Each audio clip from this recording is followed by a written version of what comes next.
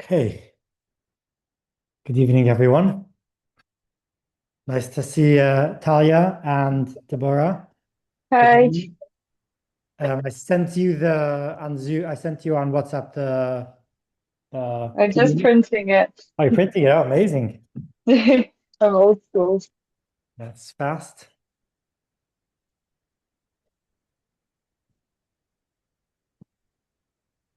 Okay.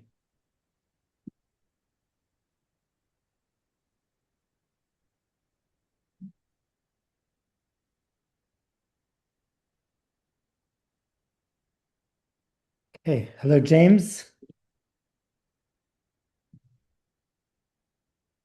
I sent you the PDF. Do you have it? Okay, so we will start. So the topic for this week is why does God care what's on my plate? Which is basically a question of certain commandments that our human mind, our logic, our intellect is difficult to wrap our head around the reason why we have some commandments. There are some commandments that make sense. It's part of living as a society. Honor your parents, don't kill, don't murder, have judgment, don't be jealous. Those are the whole category of commandments that help a society run, that something that makes sense. It's logical, it's rational.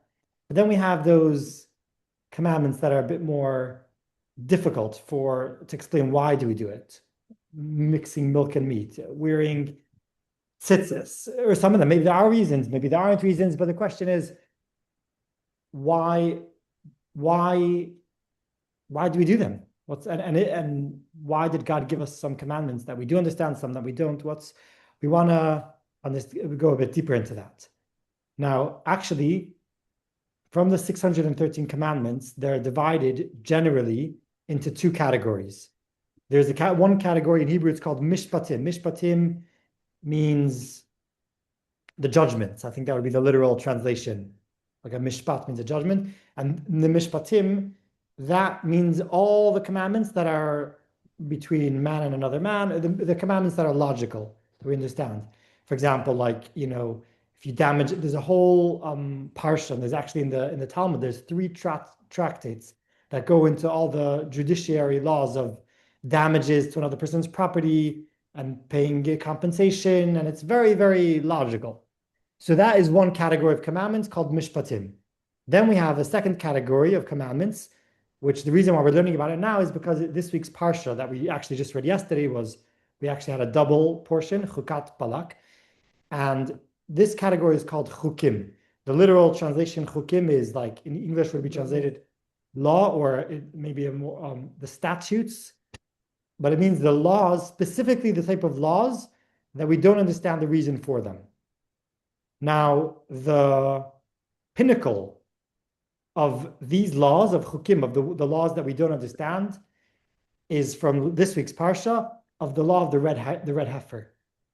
So, in general, we have this concept of ritual purity and impurity, which also is, in general, goes in the category of chukim. So, for example, this is not so much relevant nowadays, but in ancient times when there was the temple, in order to be able to go into the temple 3 times a year, you're supposed to go to the temple, bring a sacrifice, do the service, or if you're a Kohen, if you're a priest, in order to be able to do the service in the temple, You could only sacrifice. you can only enter the temple mount. No, you could only sacrifice that heifer.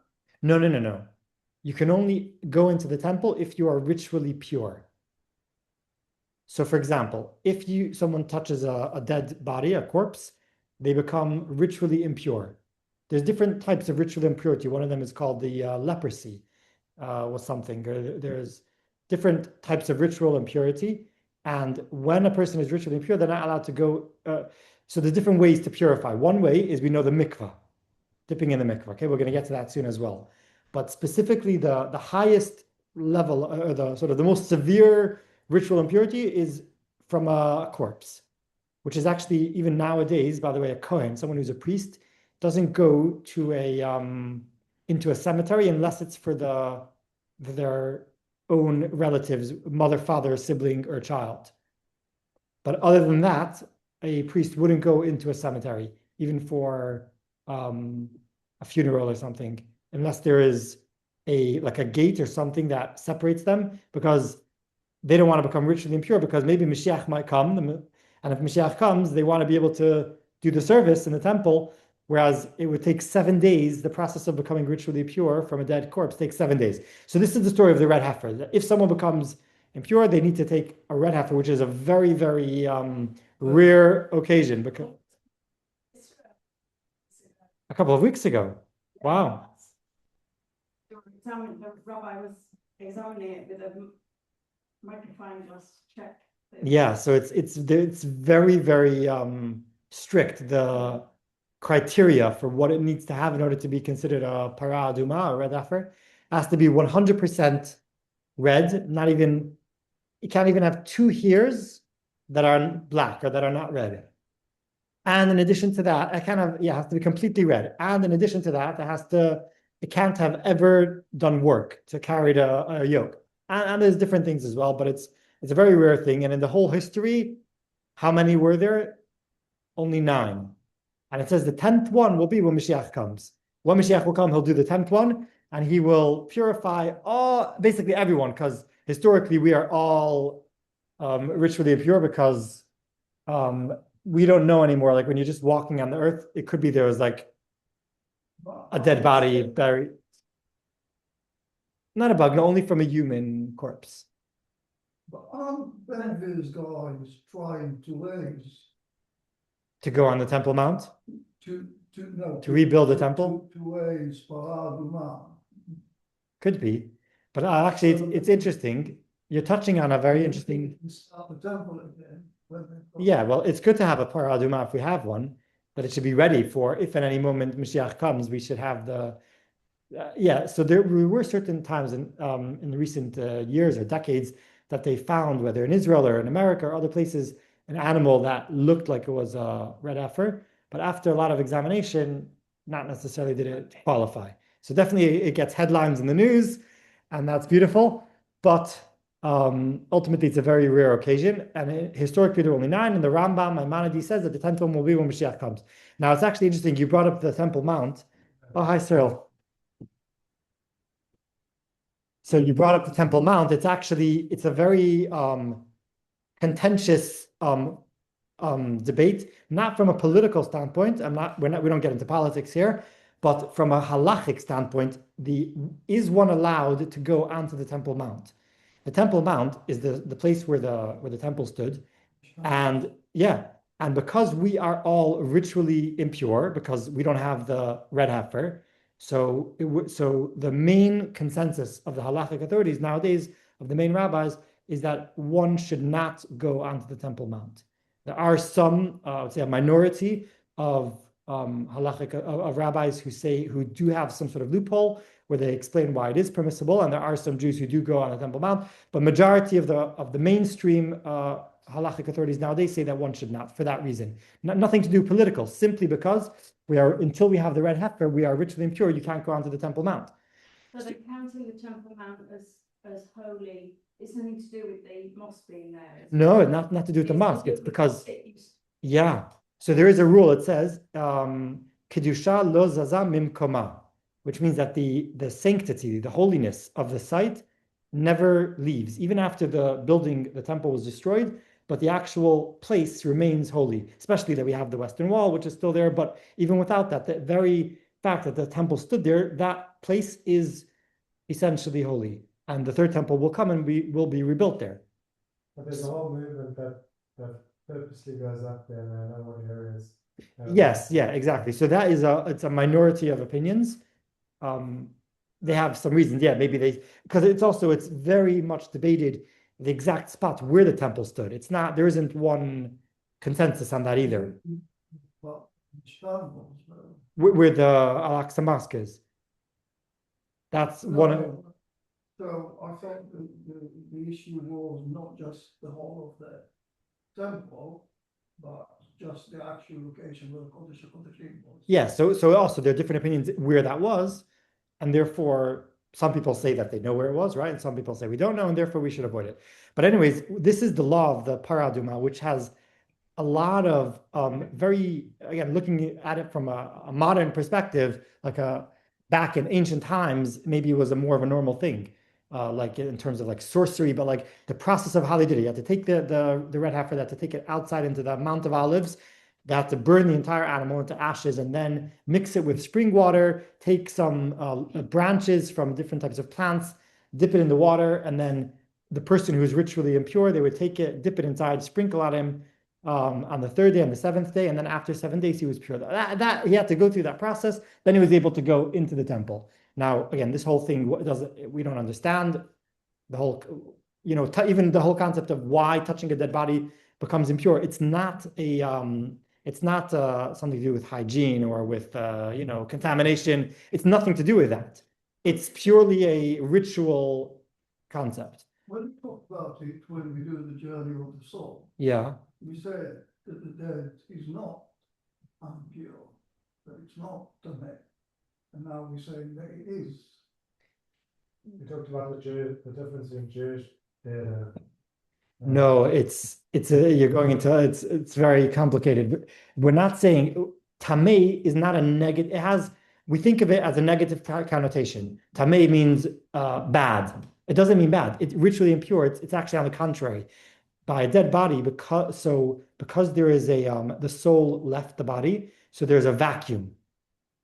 And because there's a vacuum, then all the negative spirits come to leech on to the body. Because the soul left and it leaves that void. And because of that, that's one of the Kabbalistic explanations as to why a dead body is ritually impure. But it's completely something which is not logical. It's not to do, there's no negative connotation about a dead body in any like practical sense. And on the contrary, we learned in the course about the importance of having honor for the deceased, and the way the Jewish people prepare the body for burial is done in a very dignified way, almost treating the body as if it's still alive, with making sure it's always covered and handling it with respect. So it's not a contradiction Because it's not to what? to say That the soul left? no, to say that from one hand you treat it as nearly as if Because the body is still holy, even if the soul left, the body is holy. it's holy, and then saying that it's impure. Right. So impure doesn't mean unholy. It's just, again, this is part of the reason why it's a chok. So this is exactly what we're talking about. So you brought the point even more. The point is that these are some commandments we just can't wrap our head around it. It's not something that the human brain understands. And there's even more so. The red heifer has something which is even more paradoxical, and that is that the priest who does the process of sprinkling the water on the person, the person who was impure becomes purified. But the priest who did the ceremony becomes impure, and he has to then purify himself. So it's the whole thing doesn't make sense. So If they become. So a Kohen, a priest, is not allowed to be part of the Chaver Kadisha, of the burial society. Because yes, they do become ritually impure. It's one of the highest deeds that a person could do. It's considered a very honorable thing to do. It's a big, big mitzvah to do, preparing the body it's called a Chaver Kadisha, which actually is translated as the holy society. It's a very, very holy thing to do. But Kohanim, the priests, are not allowed to do it. Okay. I actually went to visit my father's grave when I was in Israel, Yes. and they located him like on the fence. Right. So in Jewish cemeteries, they will have the Kohanim will be buried on the what is it called, the perimeter of the cemetery, so that they don't have to sort of walk through the whole cemetery in order to get there. And there are ways to go through. For example, if there's a gate in the pathway that you walk through, then that sort of creates a separation. There's different ways. And I don't agree with like a phase. Oh, you do it for when? yeah, so Like a special. they do. path system. Yeah, correct. Is that just the men? The men Cohen? The prohibition of becoming rich impure. Yeah. And no, that applies to both. Okay, because even the wives or the daughters of the Kohanim in temple times, they also have certain things that they can do. For example, they're allowed to eat the truma, which is you're supposed to give 10%, like a tithe to the Kohen of the crops and the grain. And then the Kohanim, they have to eat it in a state of ritual purity. And they're allowed to share with their family, with their wives and daughters, but they can only eat it if they're ritually pure. So therefore, also the wives and daughters, they would also avoid becoming impure. But this is, again, the whole concept of purity is not the same thing as cleanliness. It's not the same thing. So, okay, so that is number one. So let me just go over here. So we've got these two categories of commandments. You have the mishpatim, which is the laws that we can, even if we weren't commanded, we would deduce them on our own. We would like don't murder, don't steal. And then the chukim are the ones, the decrees, the commandments that transcend reason. Some examples of that is kosher, like for example, not mixing milk and meat, and why certain animals are kosher and certain animals are not kosher. Why is pork not kosher? All of these things, there's not a logical thing. It's not something you can explain. Then there's shatnez, which is mixing, not to wear garments that have wool and linen combined together. That's called shatnez. And then the whole concept of ritual purity and impurity, and going to the mikvah. That whole concept is also goes in this category of chukim.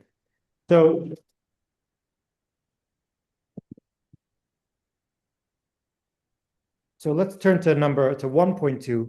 The Talmud, this is from the Babylonian Talmud in Yuma, says that our sages taught, it says in the verse, Mishpatai tasu vet chukotai tishmeru, which means you shall perform my, so it uses here the two terms of mishpatim and chukim. So the Talmud says that what are examples of the mishpatim, the laws that we understand, is, for example, idolatry, forbidden sexual relations, murder, theft, and blasphemy. Those go in the first category. Whereas the second category, I'm just paraphrasing, I'm not reading the whole thing. The second category these are things that the Satan challenges. So the Satan is like, in other words, the Yetzer Hara, the evil inclination, comes to you and says, hey, this doesn't make sense. Why are you doing this? You're just being, stupid, or you're being naive for keeping these commandments because they don't really make any sense. And what are examples of those commandments? Eating pork, wearing shatnez, chalitza ceremony, which is a ceremony that's still done today. If a woman, if there's a couple who are married and then the husband passes away and they didn't have children, so in order for the woman to remarry, she would have to do a chalitza ceremony. If the husband who passed away has a brother who's alive, then he is obligated to marry the widow, but to release her to be able to marry anyone else. Nowadays, he wouldn't marry her. That's not allowed nowadays. But instead, he performs a ceremony of, it's kind of almost like a divorce, but it's a divorcing your sister-in-law to release her to be able to marry someone else. They take a shoe and he has to say a verse and it releases her. So that is something which, again, goes in this category of chukim. And also purification of the leper and the scapegoat, which is what we do on Yom Kippur. Not nowadays, but in the times of the temple, they would take a goat to the cliff and then throw it off the cliff. So these are all the things. And then at the end of text 1.2, the Talmud says the following: unless you say these are pointless acts. So the verse concludes, I am the Lord, meaning I am the Lord, I have decreed them and you have no right to criticize them. So this is something which, again, in Hebrew, it's the last few words of this paragraph. You have no permission to question them. God is saying, this is the commandment, and you have to keep them, and you don't have permission to question them. Okay, so this really raises a lot of questions. Number one, isn't Judaism a religion which very much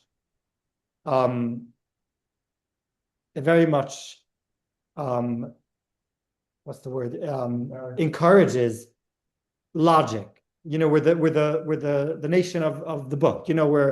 We encourage logic. We're not like some sort of cult where they say like, don't ask questions, just follow blindly. No, we encourage. We've got we've got the Talmud, which is all about debate and understanding and logic and questions, and it's all about understanding. And so why would God command us things that we can't understand? is there even a reason for these commandments, or is there no reason? Is there a reason, but we just don't understand what the reason is, or there is no reason? Anyone wanna? Yes, we don't know. But is there a reason? Isn't it something to do with just honouring God? And if those are God's words in the Torah, we should follow them. Yeah. So that's a concept in Hasidic terminology. It's called Kabbalat Ol, which means accepting the yoke of heaven.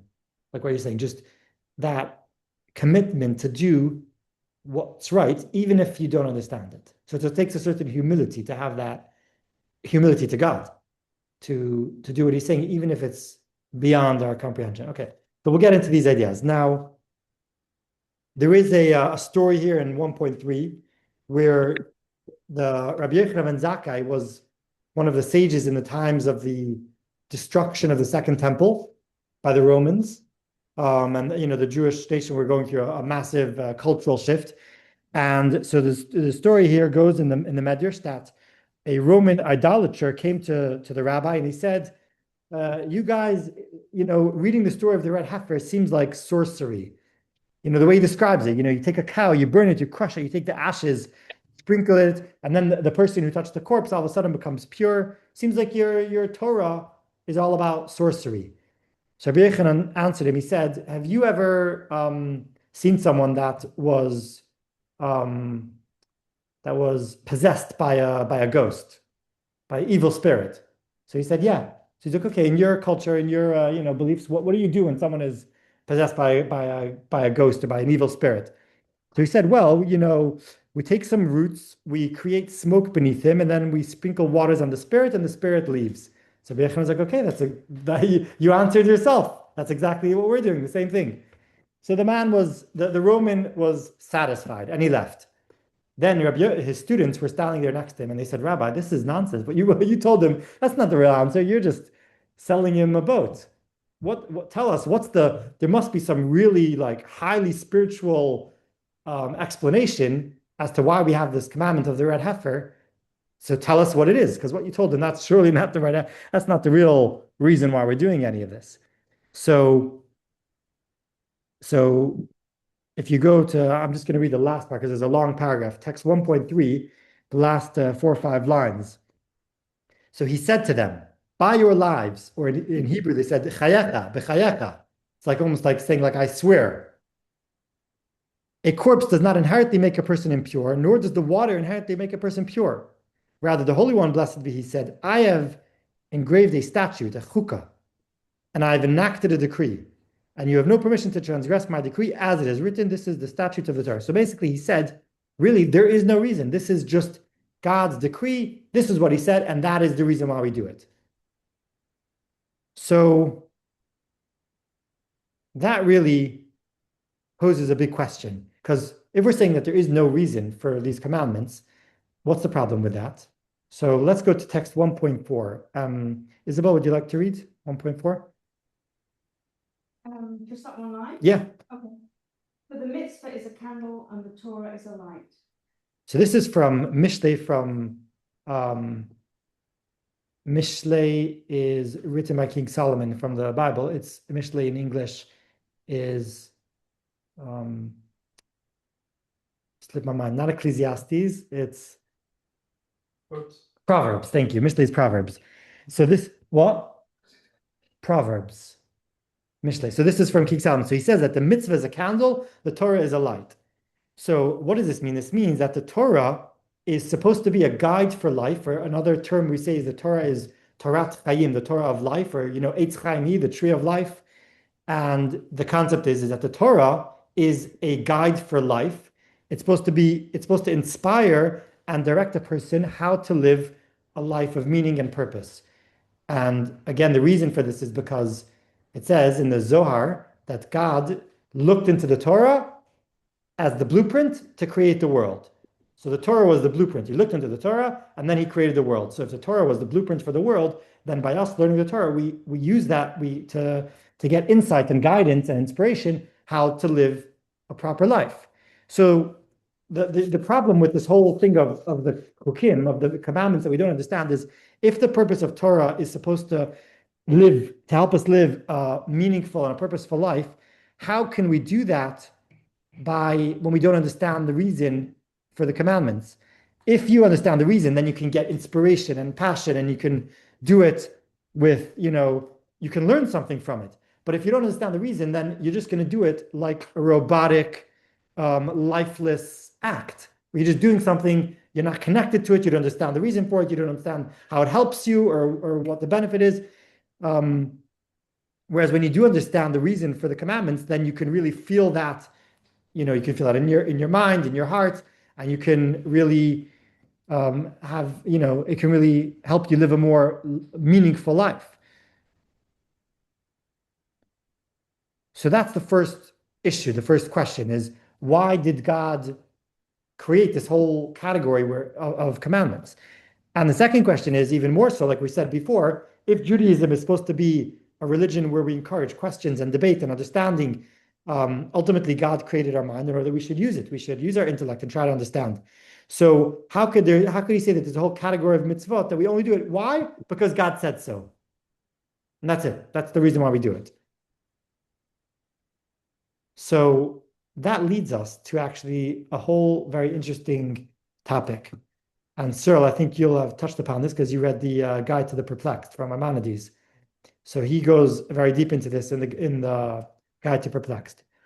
But the first, so let's go to 2.1. Avi? Rabbi Yosef Bar Chanina said, Holy One, lest he said to Moses, Moshe, to you I will reveal the reason for the red heifer, but for others it remained a statute. So here we see that God told Moses that he's going to reveal to him the secret reason for this mitzvah of the red heifer. Now, King Solomon, and continue the next one, 2.2. King Solomon, what does he say? So Solomon said, regarding all of these other commandments, I stood in mastery and understanding.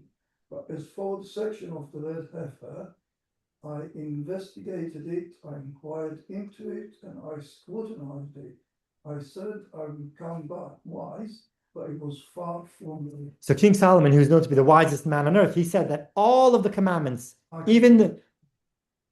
only the red heifer, all the other chukim, milk and meat, and shatnez, and pure ritual purity, all the other commandments, even the ones that go in the category of chukim, the ones that we don't understand, King Solomon, he was able to understand the reasons for all of them, besides for the red heifer, which is considered like the chukah of the chukim. It's like the epitome of the commandments that we don't understand. And that's because I explained before the paradoxical thing that the one who makes the other one pure, he himself becomes impure. That's something he wasn't able to wrap his head around, but everything else he was able to. So from here, we understand two things. Number one, that even these commandments that we don't understand the reason for, there is a reason. God has a reason, but we just don't understand what the reason is. And some people, for example, like Moses, God revealed to him the reason. King Solomon, he was able to find the reason for all of them, besides for the red heifer. But even the red heifer, it has a reason. It's just he wasn't able to comprehend what it was. But there is a reason.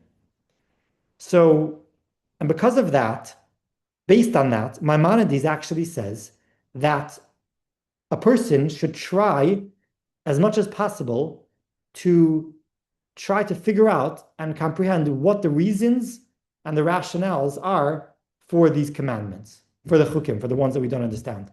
We should try to endeavor, because even if you won't understand the ultimate reason, there's layers within reason. So the ultimate reason might be beyond us, but we can understand part of the reason, and we should endeavor to do that. It's important because, again, since the whole purpose of Torah is to be a guide for life, so the more we can try to understand it, then the more we will be able to take inspiration from the mitzvot and lessons from them, etc.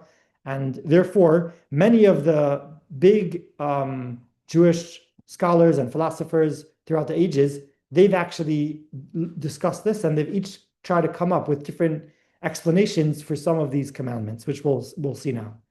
So what we see here is that every mitzvah has a reason. The only difference is, so up until now we said like the mishpatim are the ones that make sense, the chukim the ones that don't make sense. It's just like a decree. Do it because I said so. Now we're saying no. Really, all the mitzvot have a reason. Just some of them are revealed, some of them are withheld. And Rabbi Yossi Bar Nina, that was one of the guys in the Pirkei Avot. yeah, so he's one of the. And You remember what he said? but he was like, say, 1,000 years after Moses. How did he know that Moses knew this? So this comes from the oral Torah. This is part of the oral Torah. So it was either passed down through the tradition. That's kind of back to my wondering. Yeah. So the red heifer is part of Taryag Mitzvot, Yes. and is it written like this? Sure. in Torah? Yeah, Or yeah. is it an interpretation? No, it's written. So we read it yesterday. If you went to synagogue yesterday, Like that? yes. Parshat Chukat. This is what we read yesterday. There's a whole section, a whole chapter on it. Yeah. Because it seems that a lot of the, going back to the play, to my favorite place, it seems that a lot of it is interpretation rather than.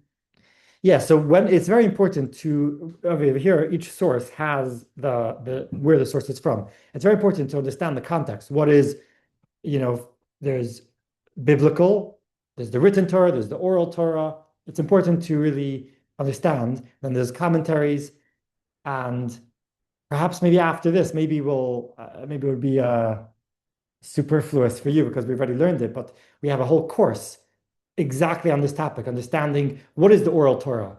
Is it from God? How does that work? If yes, then how? How do you have rabbis that have different opinions in the Talmud? One says kosher, one says not kosher. Which one was God's? It was from God. How could it be? So it's complex. There's 4 different parts of the oral Torah. There was what God explained over to Moses, and that was passed on orally from generation to generation. Then there's other things where God created certain principles of ways to derive laws that will come up in the future. Very similar to the Constitution, where when as time goes by in a country, there's new complex dilemmas that come up that didn't exist 100 years ago. And we need to figure out what is the law. And we need to look at the Constitution and figure out and to derive based on that, what would the law be? How would it apply to modern electronics and artificial intelligence and this and that? And how do you figure out what the law is? There's different ways, but it's based on certain principles that were given by God. Okay, they were given by God on Sinai, and the whole Talmud is basically the rabbis trying to decipher, kind of like a game of Sudoku, where you're trying to figure out which numbers are meant to go where. That's what the rabbis are trying to do, to figure out what God meant that the law should be in this specific situation. But we're going a little bit off topic. But anyways, so we're saying is that all the commandments really do have a reason, but just the chukim, we don't understand the full depth of the reason, but we should try as much as possible to understand at least partially what the reason is. So this is text 2.4. Cheryl, you want to read? Although all the statutes of the Torah are decrees, we explain at the conclusion of Hilachos Hilila, it is fitting to meditate upon them, and wherever possible, one should provide a reason. So the Rambam, he was into this, and in his book of the Rambam wrote many different books. His main magnum opus was the Yad HaChazaka, which is 14 books, which is all the laws, which he wrote in a very orderly fashion based on topic. Whereas the Talmud, it's actually, things are completely chaotic there's no organized topics in the Talmud. It just goes from one to another like a tantrum. They go on a tantrum where they go to one thing and to another thing and to another thing. So the Rambam, he took the whole Talmud and with his genius brain, he completely compiled it in a way that's able to understand. And then he removed all the dialogue, all the debates and back and forth, and he only included the bottom line. Later that became the Shulchan Aruch, which is the code of Jewish law, which is what we use today, the rabbis use today to just figure out what is the actual law. So this is, and then other than that, he wrote other books, more philosophical books, the Guide to the Perplexed. So this is in the code of the Jewish law. in his law, he actually goes a bit off on a tangent, even though it's most of the 14 books is very dry law. But once in a while, he'll sort of go off and he'll explain a concept. So over here, he goes into this. In the end of the laws of mikvah, mikvah is the bath, the swimming pool that we dip in for ritual purity. So he says that even I'm not going to read it because it's very long. This 2.5, I'll just explain what it says. He speaks about the whole concept of purity and impurity is what's called gzerat hakatuv, which means it's just a decree from God. It's not a rational thing. It's not to do with hygiene or cleanliness or dirt. This is actually, there are misconceptions about these topics. People think that the Jewish view of, for example, about, so nowadays, there's women go to the mikvah. So people think that it's to do with cleanliness or, really none of that's true. The Rambam is saying it's purely just this irrational, it's a decree from God. So he said that even though the whole concept of a mikvah, of a bath, a ritual bath, is just a decree from chukim, from this category of chukim, but one should still try to see if we can derive any lessons from this commandment. So he says, what's the lesson we can derive from here? So I'll read again the second part of this paragraph inside. He said, actually, I'll read the whole thing. Yeah, Ben, you want to read 2.5? It's quite interesting. It's clear that the concepts of purity and impurity are scriptural decrees, not matters determined by a person's understanding, and they fall under the category of chukim. Similarly, immersion in a mikveh to ascend from impurity is included in the category of chukim, because impurity is not mother filth that can be washed away with water. Instead, immersion is a scriptural decree that requires focusing one's intent. Therefore, as our sages said, when one immersed, but did not intend to purify himself, it is as if he did not immerse. Although it is a scriptural decree, there is an illusion involved. One who focuses his heart on purifying himself becomes purified once he immerses, even though there is no change in his body. Similarly, one who focuses his heart on purifying his soul from the impurities of the soul, which are wicked thoughts, bad character traits, becomes purified when he resolves within his heart to distance himself from such counsel and immerse his soul in the waters of knowledge. And Yefes 36:25 states, I will pour over you pure water, and you will be purified from all your impurities and from all your false deities. I will purify you. So it's actually very fascinating. I don't want to go into full depth now because we don't have so much time, but maybe Leah will do a special course for the ladies because there's very, very interesting concepts about the mikvah. But in very short, the cycle of a woman is to do with rebirth. So the potential of birth, and then in other words, the new potential of birth. So part of that is going into the mikvah, which is kind of like going back to the baby in its mother's womb, where it was surrounded with the fluids of the mother's water. That's what the mikvah is. It's going back to the pre-birth state. And then when you also, like physically, when you're in water, you can't survive. Like you can't. And then when you come out, it's like you're reborn. So that's one of the concepts. And that's why it's so much about the intention. If someone, halachically, if someone fell into a swimming pool by mistake, they don't become purified because they were lacking the intent. So the Rambam says from here we can also learn this concept that if a person wants to sort of purify themselves from all their bad character traits and evil inclination, then if they immerse themselves in the Torah, in the waters of Torah, which is, I guess, like the mikvah, the Torah is called also is compared to water. So when you immerse yourself in the waters, then you become, as long as you have the right intention, even though nothing physically changed, just like when someone goes into a mikvah and comes out, externally nothing changed from before to after, but yet they're now become purified. So too, when you immerse yourselves in the water of Torah, you become, even though you physically you're nothing changed, but just by having that proper intention, you want to become a better person and you want to become more spiritual or whatever it is, then that itself purifies you just like a mikvah. So this is the Rambam is giving an example of a mitzvah which is a chukkah, and yet he takes out what is the meaning behind it and the lesson that we can learn from it. That's one example of the mikvah. Another classic example of a chuppah is the laws of kosher food. So, first of all, there are certain animals that are kosher and certain animals that are not kosher. Certain birds that are kosher, birds that are not kosher. Obviously, everyone knows pork as the sort of the main non-kosher food, the animal. But then also there's the concept of not mixing milk and meat. All of those things all go into this category of chukim. So some of the Jewish scholars and sages, one of them is called the Chinuch. When the Chinuch, one of his book that he wrote was to actually enumerate the 613 commandments and then give the reasons for each one of them.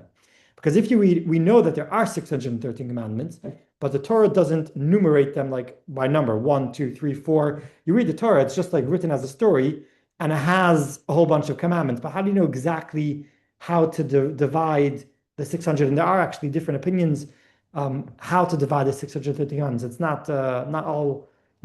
Straightforward. It's not so straightforward. Not all of them, no. Never is. So the chinuch, he actually goes into the mitzvah of kosher, and he explains, we'll actually see now 2 or 3 different reasons for kosher. Very fascinating. So I'll offer anyone on the Zoom, if you have the printout and you want to read, if you could just unmute yourself. Otherwise, I'll carry on with the, I don't know if any of you want to read. Okay. Yeah? I can read, but can you hear me okay? Yeah, we hear you. So 2.6 you have from the chinuch? Yeah, okay. The reasons for this mitzvah of kashrut. The body is the tool for the soul, through which the soul accomplishes its tasks. The soul cannot function without the body. Any bodily deficiency will thus limit the soul's ability to function. Therefore, the Torah instructed us to refrain from eating anything that could harm us. This is the simple explanation for the forbidden foods in the Torah. Do not be surprised that some of these dangerous foods are known to us, but not to doctors, because the faithful doctor who instructed us about them is far wiser than you or any human doctor. How foolish is someone who thinks that these foods are not dangerous because he does not know that. You should know that it is for our benefit that the Torah does not explain why they are forbidden or the damage they cause, because some people who claim to be very wise may come and tell us that the dangers that the Torah refers to in a certain food are non-existent, or that it applies only in a certain place, or only to certain people. Lest you be swayed by these words to follow these fools, the Torah does not reveal to us the reason as to why certain foods are forbidden, to spare us from this stumbling block. This is very fast. First of all, it's interesting we had Talia, who's a doctor, to read this. So I thought the same thing. it puts you in your place that, doctors, we're saying that God is the ultimate doctor, the faithful Yeah. doctor, he calls him. So what he's saying is that very fascinating. The body is a tool for the soul. And having a healthy body is necessary in order to serve God. There's a famous Hasidic quote that says that a small hole in the body is like a big hole in the soul. Meaning to say, if your body is sick, then you can't serve God properly because you can't focus, you can't function. It's very important. It's a mitzvah, actually, to take care of your body to be healthy. So God, again, who wrote the Torah as the manual for life for Jewish people, and it's very interesting, the Torah was written, the 630 commandments were written for Jewish people. So we're saying here that God is writing in the Torah that kosher is the diet which is best suited for the Jewish body to be healthy. So, no, but we don't understand it. Doctors will. So The Jewish body different than a boy body? that's what he seems to be indicating, right? It's difficult to understand. Not necessarily different, but not biologically different. No, but no. A Jewish body is not biologically different, but we have It's not about the body, not about the soul. what? The argument is about the body, not Yeah. about the soul. So maybe he is saying, I don't know. It says that has to be good for both the body and the soul. Body, right? Somewhere in there when I was reading. And the question is because non-Jews don't have to keep kosher. So obviously we're saying that for them, it's not, they don't need the kosher diet in order maybe, again, It says this is consistent with the other laws of the Torah, which are beneficial both for the body and the soul. Yeah. Maybe they work hand in hand, the body and the soul. The soul maybe needs this specific diet. Like imagine someone who's who's allergic to peanuts. You know, not everyone is allergic to peanuts, but what this person, for him, he needs that. He has that allergy, so he needs to make sure he doesn't eat peanuts. So the Jewish body, the Jewish soul, sorry, has this need to have this specific diet, and if the body doesn't keep to it, it won't function properly, and maybe the syncing of the soul and the body won't be synced properly. I'm not sure. It's this is only his opinion, and it's very fascinating. He's saying that a doctor will come to you and say, so why didn't God actually explain to us scientifically why kosher foods, why pork is unhealthy? Scientifically explain it, or shellfish, or that are, so you could explain maybe it's on the bottom of the sea, those, and therefore it collects some contaminations or whatever.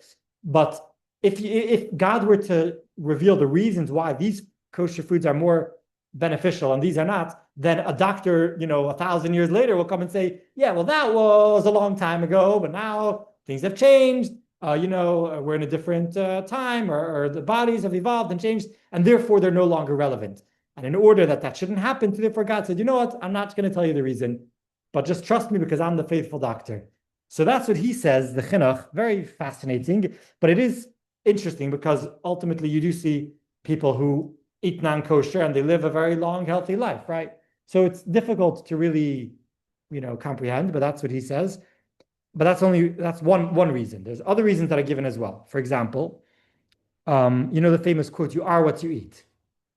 So when you ingest foods, that goes into your blood flow and your bloodstream, and it becomes a part of you.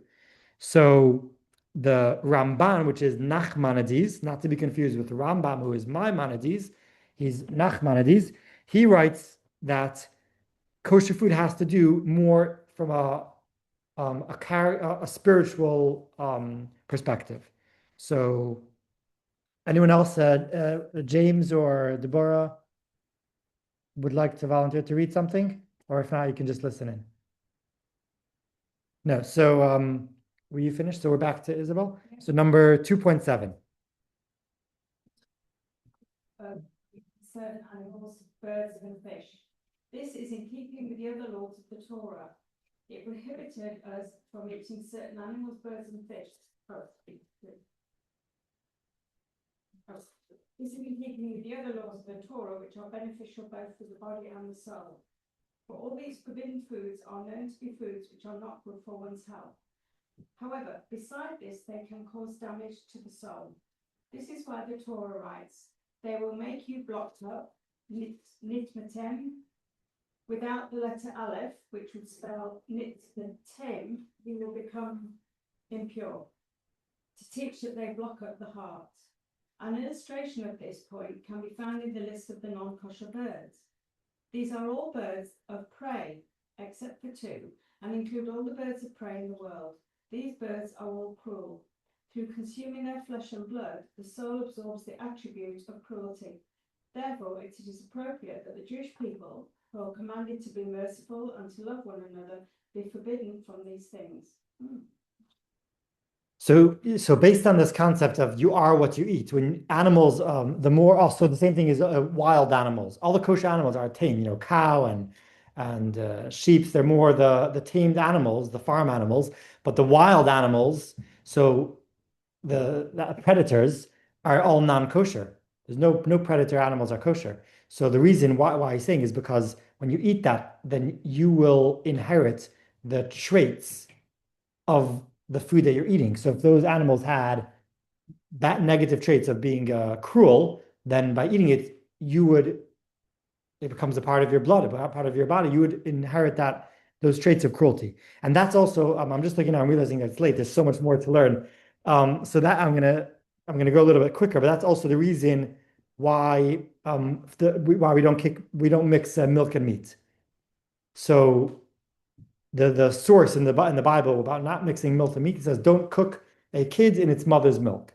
So the Nachmanides, he continues, he goes on in the next one and he explains that is the ultimate cruelty. Why? Because milk was created for the mother to use the milk as a way of nourishing its baby. That's the purpose of milk. and you're going to take that very milk, which was meant to nourish the baby, and use that to cook the baby in that milk, to kill it and cook it in that milk, that's the ultimate cruelty. So that's again one of the reasons for mixing milk and meat. I want to give you also another interesting one. But isn't that an example where it says, don't just be cruel, don't cook that kid in its mother's milk, developed into a whole Yes. of separate sinks? And Yes, it's actually, there's a joke about that. Yeah. so how does that happen? So in very short, it's a joke, but I don't have time for the joke now. But if you stay after, I'll play the joke. But it says 3 times in the Torah, the same verse is repeated 3 times.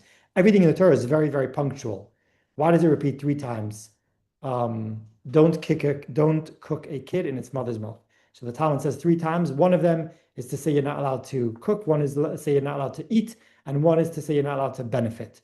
So, for example, if you were a Jewish owner of a restaurant, even if you don't actually eat from the food itself, but if you are benefiting, like profiting from the milk and meat together, that is the 3rd prohibition. So not to eat, not to cook, and not to benefit. Yeah, but we've not even got to meat. Milk and meat. Together. Right. I'm just talking about Yes. in its mother's milk. Right. So the reason, so how that extended to meat in general, milk and meat, is actually, this is from the Oral Torah. So the Oral Torah, we learned about this in the course as well. Remember, we learned also about having a fence, having a guard.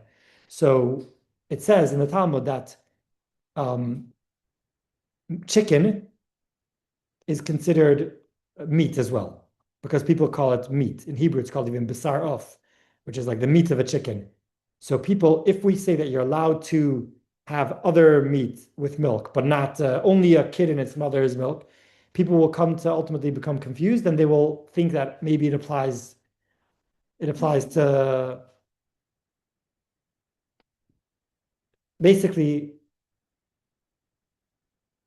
it's to do with the Oral Torah. It's- Yeah, But we can study it. It's Or it's like if you get used to doing it, you might accidentally. yeah. what I'm saying is it has been developed. Yeah, yes, but not later generations. It comes from the Oral Torah, which this explanation already came from Sinai. The fact that it includes all milk and meat, not waiting 6 hours between milk and meat, but the fact that you can't. And separate sinks. Yes. Had Right. sinks. Correct. What about separate sinks? Yes. Yeah, so that came later as just an extra precaution as to not to mix them. Yeah. Okay. So this really begs a deeper question, which is now we're saying is, okay, so the rabbis scrambled to try to find some element of the explanation for these commandments. But why did God, to begin with, why did he give us commandments without the reason? Why didn't he just give us all the commandments with the reasons so that we can fully have a fully immersed experience where we can understand it and appreciate it? Why is he doing this to us? Why is he trying to make it difficult for us? Why is it? That's the real question. You know, as a parent, you give your children instructions because you know what's best for them. Yeah. And it might not be they never understand what is best for them, but they have to obey. And same with God knows what's best for us. And if we love God, we should do what's best for us. That Yeah. makes sense? Very, very, very, very good point. So this is like, imagine take that analogy of a parent and a child. Imagine a child who basically, who says, I'm only going to do what I understand. So anything you want me to do, you want me to brush my teeth, you have to now give me a whole lecture to explain why. And I'm not saying there's something bad with that, but if a child will only, let's say, adhere to things that he fully comprehends and understands, ultimately his intellect is limited. You won't. Maybe you could explain to him why brushing teeth is important, but ultimately you won't be able to understand everything. And also, it's even deeper than that. If the very nature is that or a person will only do what they understand, that means there is no real obedience or appreciation that that your parents, know what's best for you and they're guiding you and their job is to educate you. Or the same thing is in a relationship. If a person will say like, okay, I will be dedicated to my spouse, but only the things that make sense rationally. So, my job is to bring in income to support and to pay the mortgage, fix the tires, but I'm only going to do based on what I understand will make sense to me. But let's say your spouse has things that are irrational. We all have irrational things, like certain preferences and desires. I don't like this. I do like that. I like you should take your shoes off. You shouldn't take your shoes off. Everyone has their quirks and their things, what they appreciate, what they like, maybe certain types of food they like, they don't like. And a real connection is saying, I want to do for you what you want, even if I don't understand why you want it, but I will do for you out of dedication what you want. So for example, the classical example of buying flowers for your wife. You can say it doesn't make sense. It's a waste of money. I'm buying a plant which was cut off from its source. In 3 days, it's going to be dead, and I'm paying £40 for this plant, only to die in 40 days. We have better things to do with our money. It doesn't make any sense. But you like flowers. It makes you feel loved. So we do things. That's the ultimate devotion and connection to another person. Is when we're not limited based on our intellect. Say only the things that are logical to me that I understand, I will do. So this is actually a very foundational idea in Kabbalah and Hasidic terminology. In text 3.1, it says that the word mitzvah typically is translated 3.1. Mitzvah is translated as a commandment. So we have to obey God's commandment. But really the word mitzvah means connection or attachment. So mitzvah is actually a way for us to attach and to connect to God. Because the mitzvah is the will of God. And by God telling us, he's revealing to us. He's being vulnerable. He's saying, this is what I like, this is what I don't like. And if you do that, then you're connecting to me. There's a very interesting parable that Chassidut gives this explanation. Human beings to God it's like a finite being and the infinite. There's nothing that we have in common. So to take an example, which is less extreme, is imagine you've got, Albert Einstein and, the most intellectual scientist sitting in a room and, deep in thought. And there's a little child who, doesn't even know basic maths. In the world of this scientist, the child doesn't even begin to exist. It's not like a societal thing. It's just purely the world that he's in intellectually is this child doesn't even exist in that world. Now imagine, so he's sitting there and the child is there, and then all of a sudden he turns to the child and he pays attention to him. He acknowledges his presence. And he turns to the child and he says, "Oh, can you do me a favor? Can you bring me a glass of water? Can you, I don't know," he asks him something for a favor. "Can you help me out with something?" In that moment, all of a sudden, the child exists in the world of the Albert Einstein. And not only does he exist, but he becomes sort of meaningful in his world because I need you. I need you because can you do something for me to help me out? Do me a favor. And all of a sudden he becomes important. Whereas without that, he would just be like another part of the background, noise. Now, if that's the case with a child and a scientist, whereas the Rebbe who gave this parable, he said the gap between a little child and a scientist might be large, but it's not infinitely large, because even this scientist once upon a time was a child, and this child might one day become a greater scientist than this scientist. So ultimately the gap is comparable. So now compare us to God. We will never become a God. God was never a human, never will be a human. We are completely finite beings, and even our intellect is ultimately limited.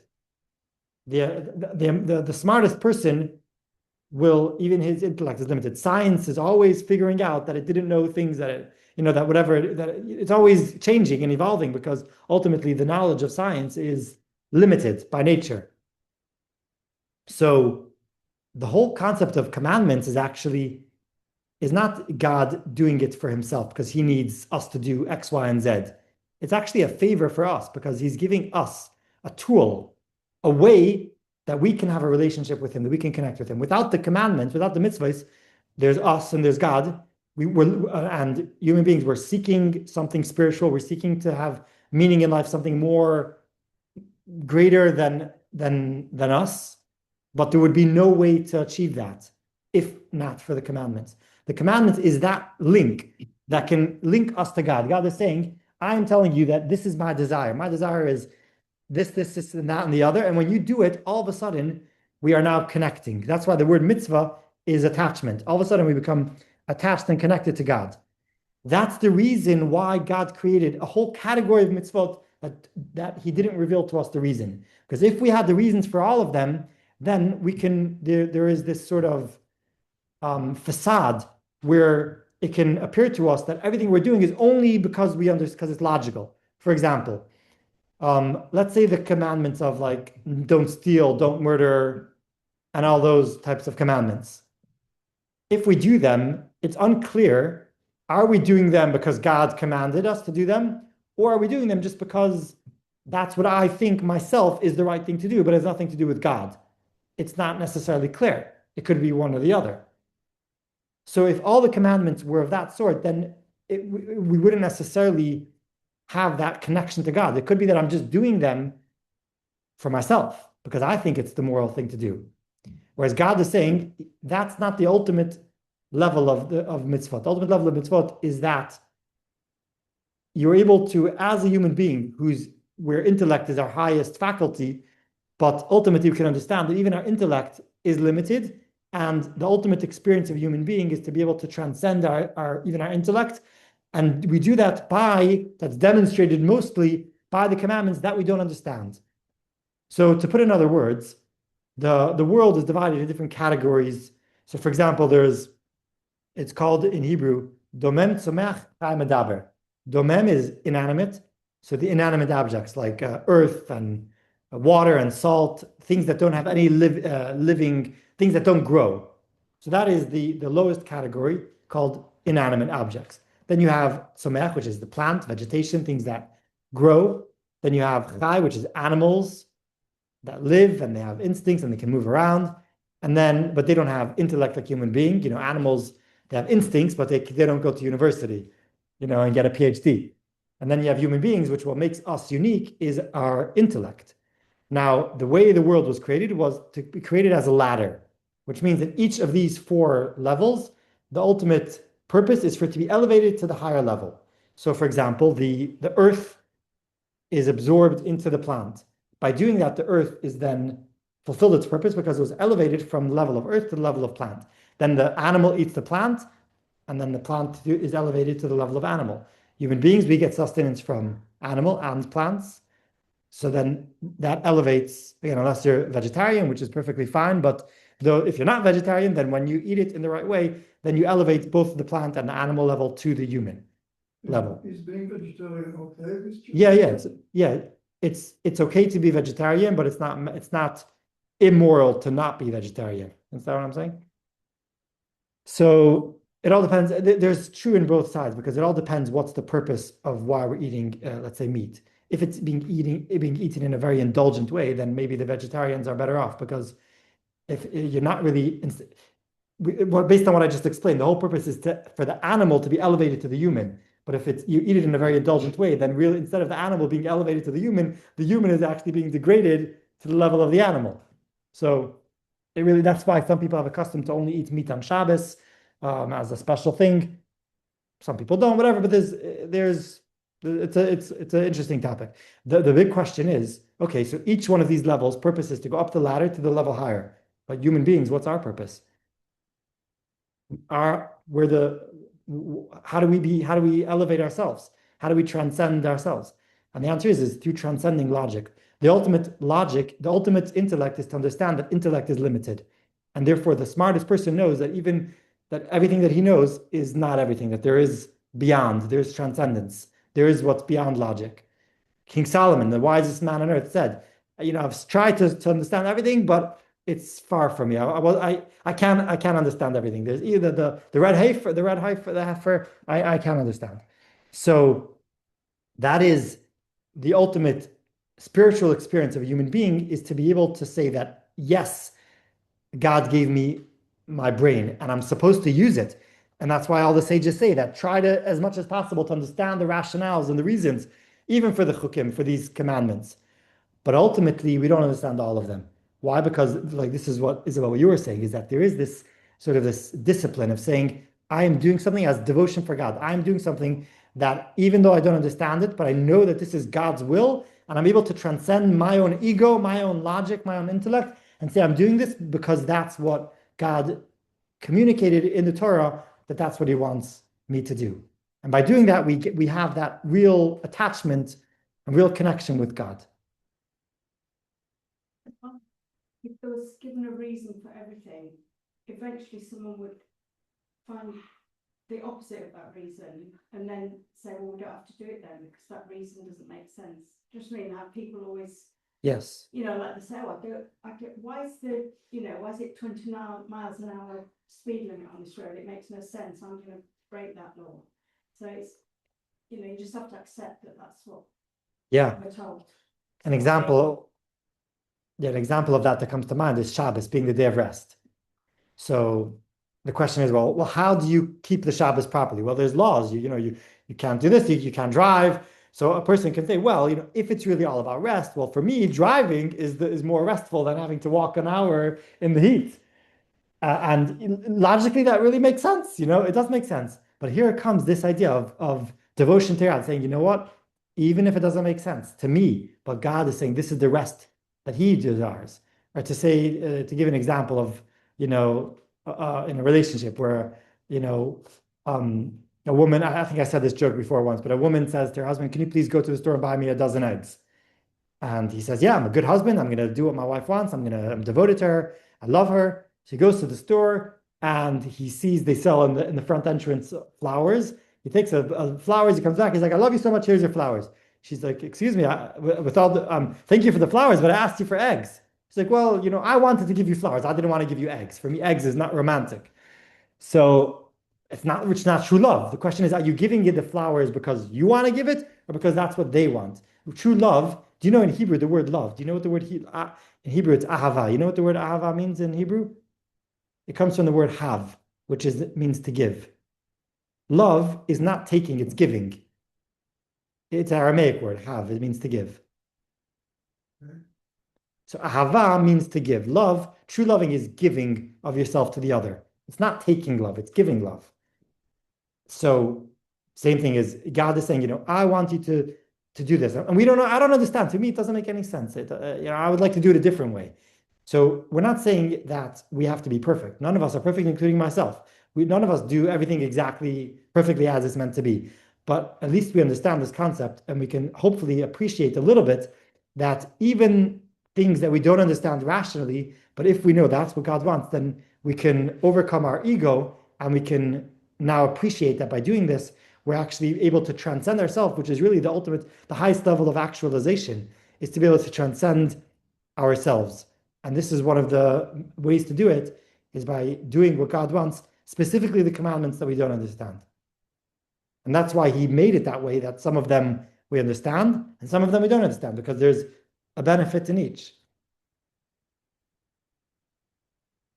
Yeah, it's a shame we weren't able to read all of the text inside, but that is more or less the idea.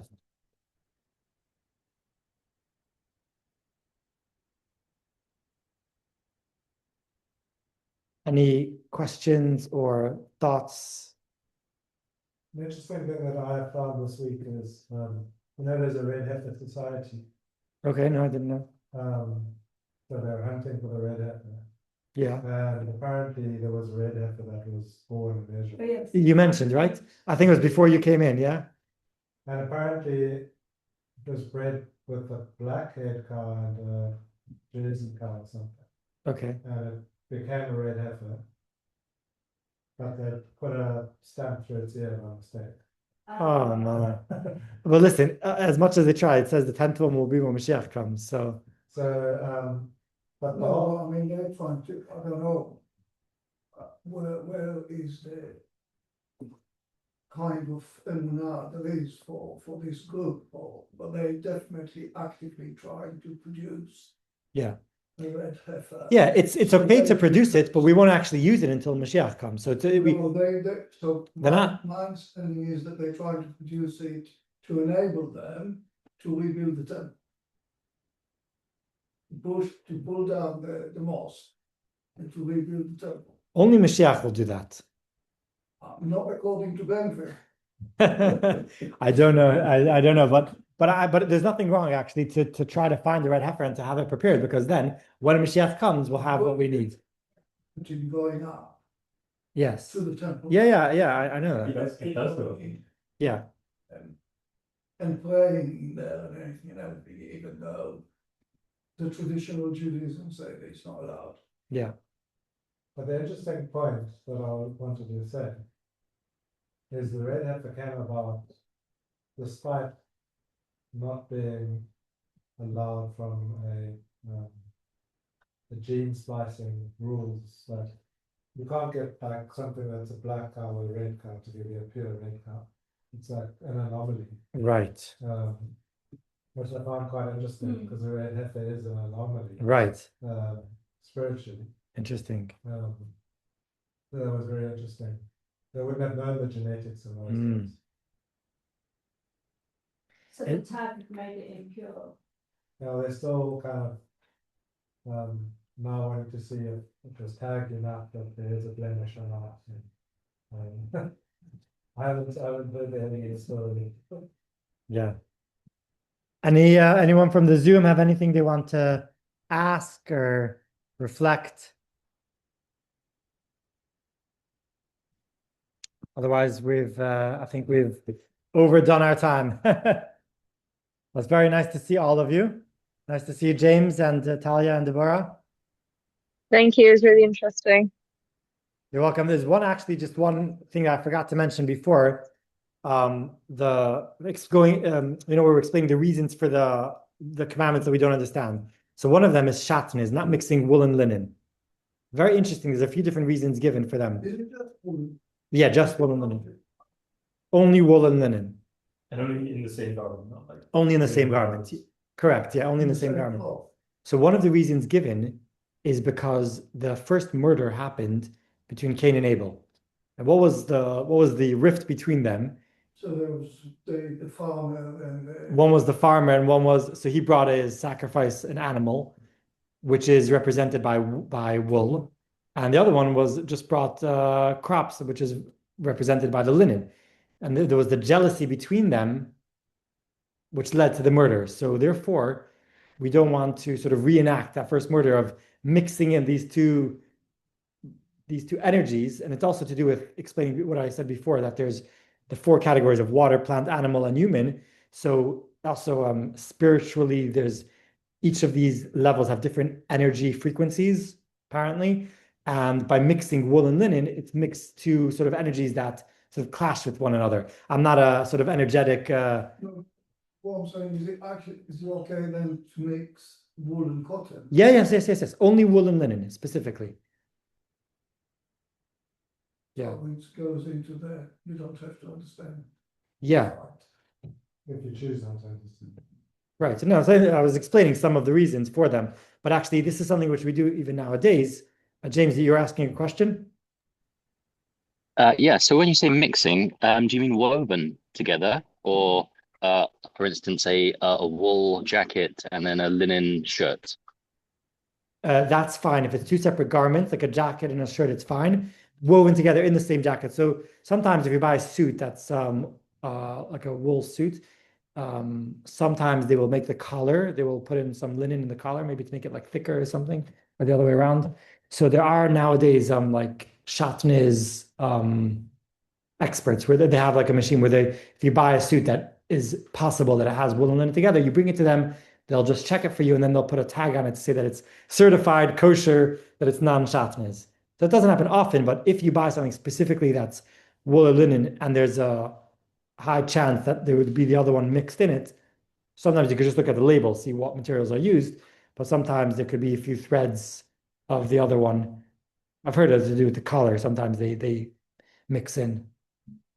So they have these places where they will check it in for sharpness. You know, like with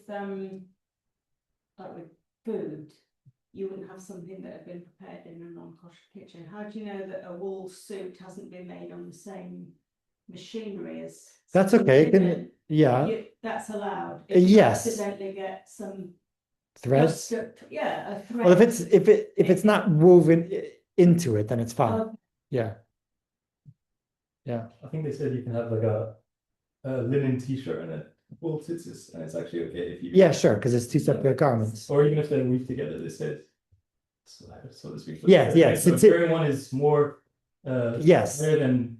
So tzitzit is an exception. You can have wool and linen for tzitzit, and also the clothes of the kohanim were wool and linen together. That was another exception in of the priests in the temple. That was another exception. Okay. Well, Thank you very much. nice to see everyone. I'm gonna close the Zoom, and hopefully we'll see you next week. You said you're not gonna be here next You week. promised us a joke. I promise you.